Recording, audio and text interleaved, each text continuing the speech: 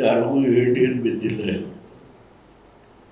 ಹೌದು, ಹೆಣ್ಮಕ್ಳು ಮನಸ್ಸಿನ ನೋವು, ಅವ್ರು ಹೋಗಿ ಹಾಲು ಕರಿಬೇಕು,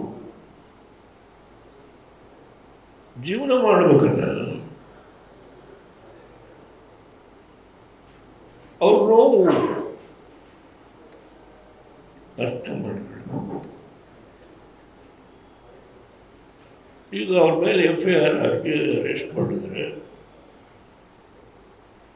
ಅವ್ರ ಮನೇಲಿ ಹಾಲು ಕರೆಯೋದು ಯಾರು? 60,000 ಲೀಟ್ರ್ ಹಾಲು ಬರ್ತಾ ಇದೆ ಅದೊಂದು ಏರಿಯಾದಲ್ಲಿ.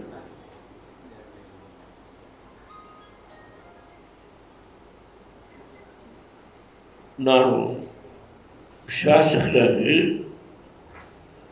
ಮುಖ್ಯಮಂತ್ರಿಯಾಗಿ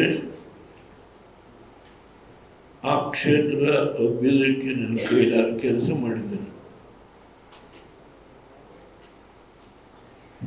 ರಾಮನಗರ, ಚನ್ನಪಟ್ಟಣ,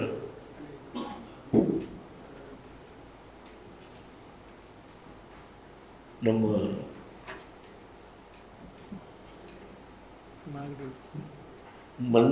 ಮುಖ್ಯಮಂತ್ರಿಗಳ ಊರು. ಅದರ ಪಕ್ಕದಲ್ಲಿ ಇನ್ನೊಂದು ಕ್ಷೇತ್ರ ಇತ್ತು, ಕನಕಪುರ ಅಲ್ಲ, ಅದಕ್ಕೆ ಬೇರೆ ನಮ್ಮ ಶಿವಲಿಂಗಿ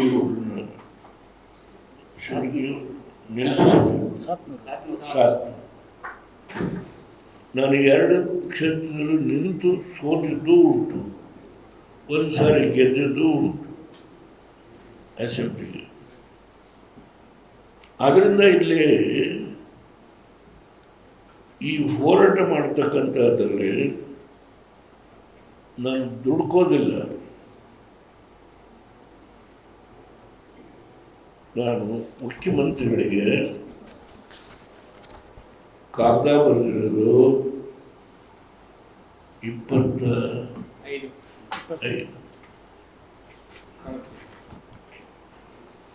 ಇವತ್ತು ತಾರೀಖು ಎಷ್ಟು?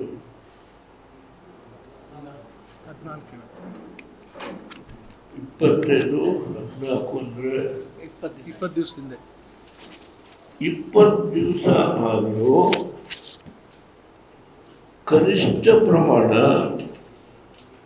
ನಿಮ್ಮ ಕಾಗದ ತಲುಪಿದೆ ಅಂತ ಹೇಳಿ ಒಂದು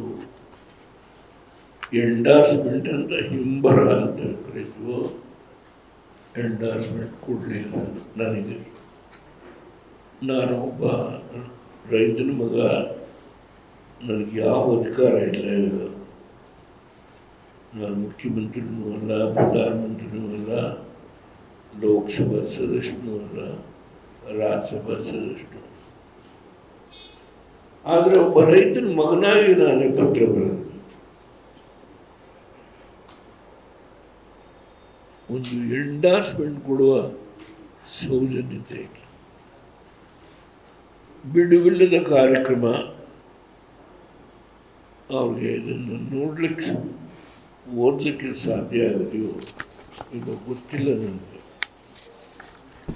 ಇದರಲ್ಲಿ ಎಲ್ಲ ವಿವರ ಇದೆ, ಪ್ರತಿಯೊಂದು ವಿವರ. ದಯಮಾಡಿ ಮಾಧ್ಯಮ ಸ್ನೇಹಿತರಲ್ಲಿ ವಿನಂತಿ ಮಾಡ್ತೇನೆ, 1, 2,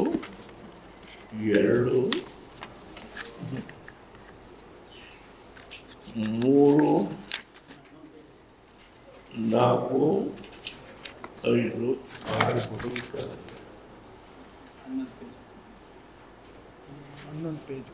ಎಲ್ಲ ವಿವರ